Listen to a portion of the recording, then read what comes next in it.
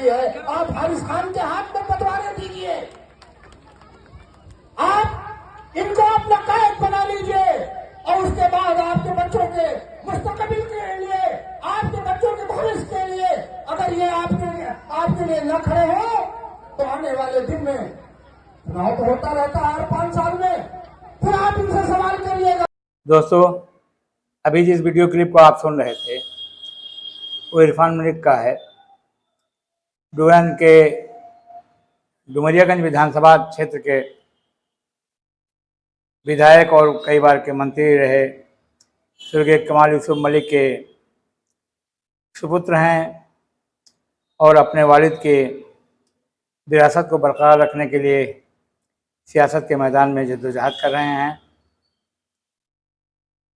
अभी 2 दिन पहले बस्ती ज़िले की एक अदालत ने उन्हें 3 साल के कारावास की सज़ा सुनाई है।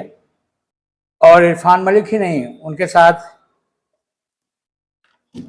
साथ ही पूर्व विधायक रहे आदित्य विक्रम सिंह और बोकू सिंह को भी इतनी ही सज़ा दी गई है।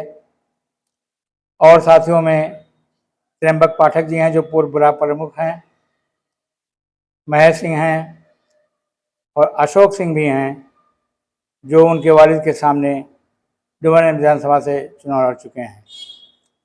कहने का मतलब यह है कि 5 दिग्गजों को सज़ा सुनाई गई। इस वक्त वो बस्ती जेल में हैं और उनके जमानत के लिए कोशिशें हो रही हैं। डुमरियागंज क्षेत्र की जनता, खासकर जो उनके समर्थक हैं, बहुत दुखी हैं। विरोधी खुश हैं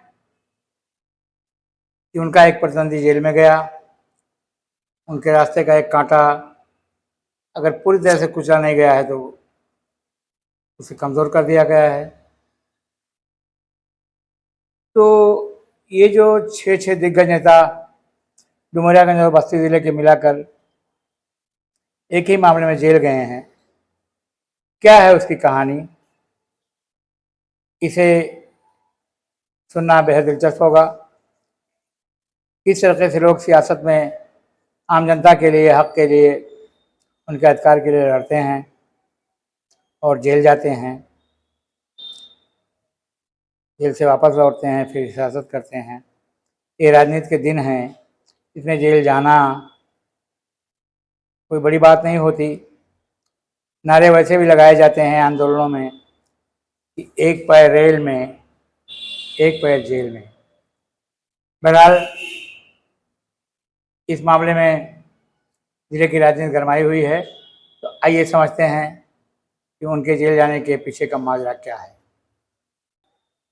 यूपी के सिद्धार्थनगर में एक विधानसभा क्षेत्र है डुमरियागंज।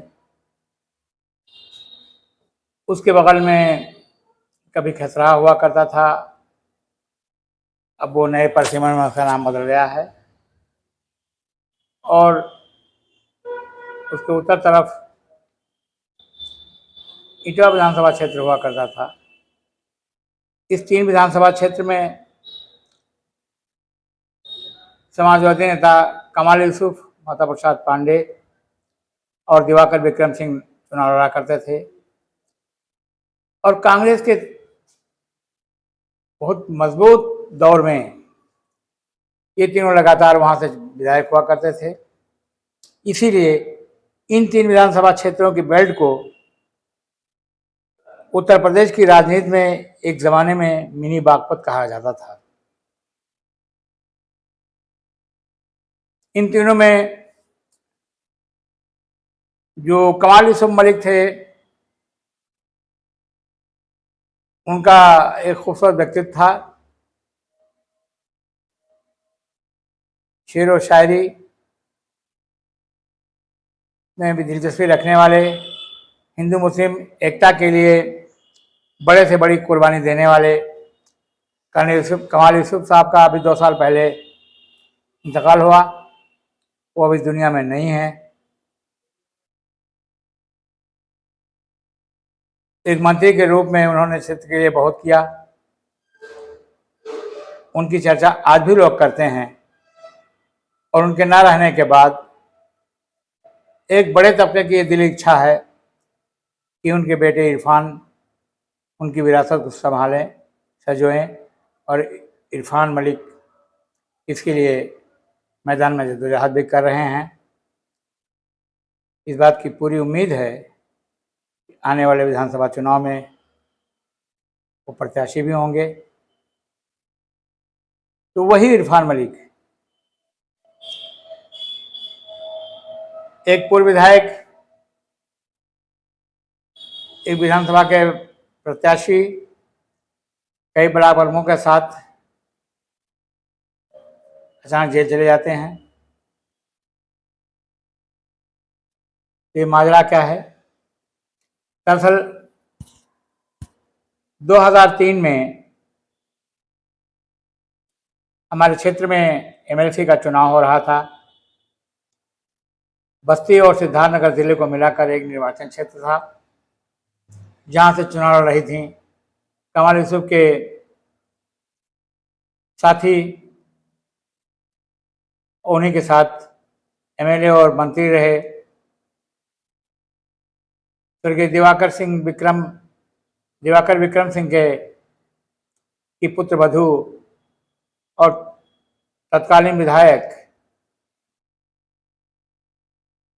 आदित्य विक्रम उर्फ बोको सिंह की पत्नी श्रीमती कंचना सिंह। मतदान का दिन आया। कंचना सिंह कुछ वोटों से हार गईं। मतगणना स्थल बस्ती जिले में था। वहाँ नेताओं ने एकजुट होकर के इसका प्रतिरोध किया और आरोप लगाया कि कंचना सिंह को चुनाव में प्रशासन ने बेईमानी करके हरा दिया है। इसी मुद्दे पर विवाद हुआ, तू-तू-मैं-मैं हुई, नोक-झोंक हुई, नारेबाजी हुई।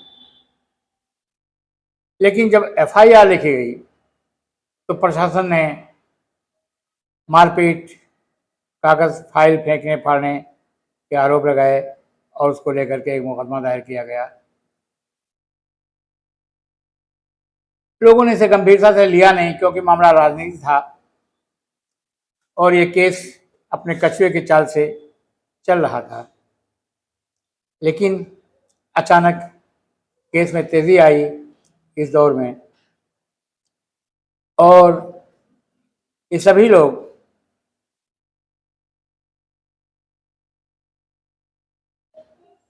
दो दिन पहले के फैसले में दोषी करार दिए गए और जेल चले गए।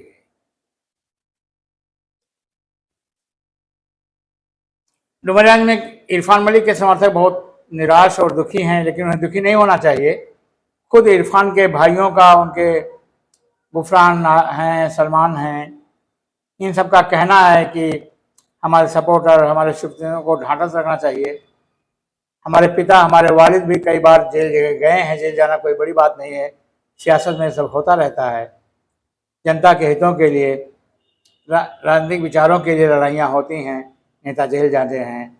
अब्बू ने भी बड़ी लाठियाँ खाई हैं, बहुत जेल गए हैं, उनके सर फटा है, उनका हाथ टूटा है कई आंदोलनों में। तो किसी को घबराना नहीं चाहिए, बल्कि इरफान का जेल जाना हमारे लिए फख्र की बात है।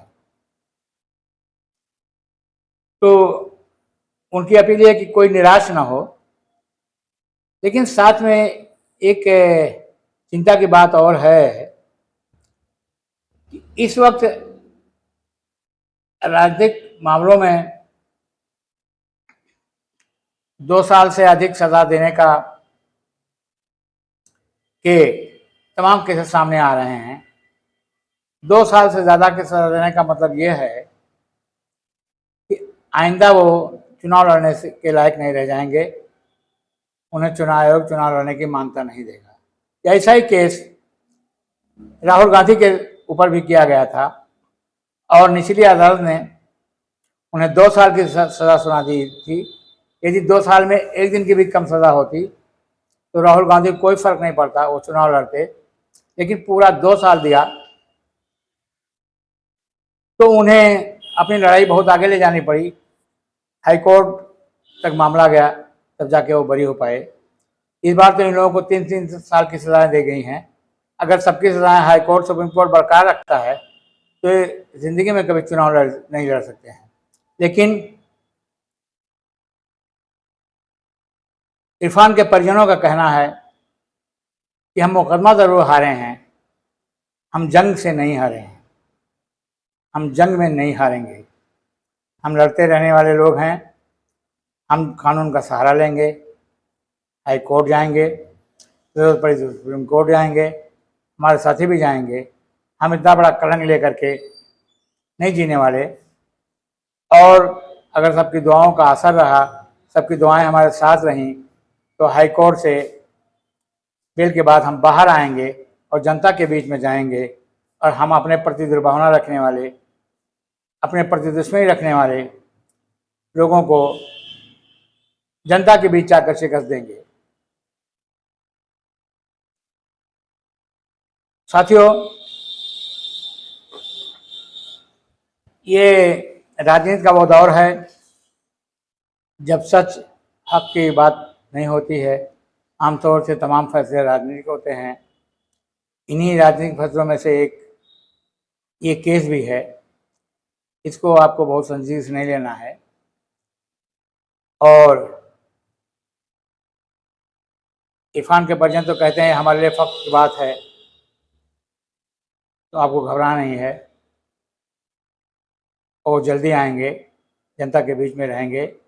उनके भाई गुफरान मलिक ने बताया कि नकल ली जा रही है, हमारे वकील इलाहाबाद जा रहे हैं और जल्दी ही तो जनता के बीच में आकर आपको सलाम, दुआ और नमस्ते करेंगे।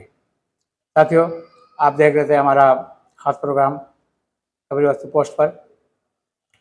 आप इसे लाइक करें, सब्सक्राइब करें और शीघ्र ही मिलेंगे एक नई खबर के साथ। धन्यवाद। Thank you.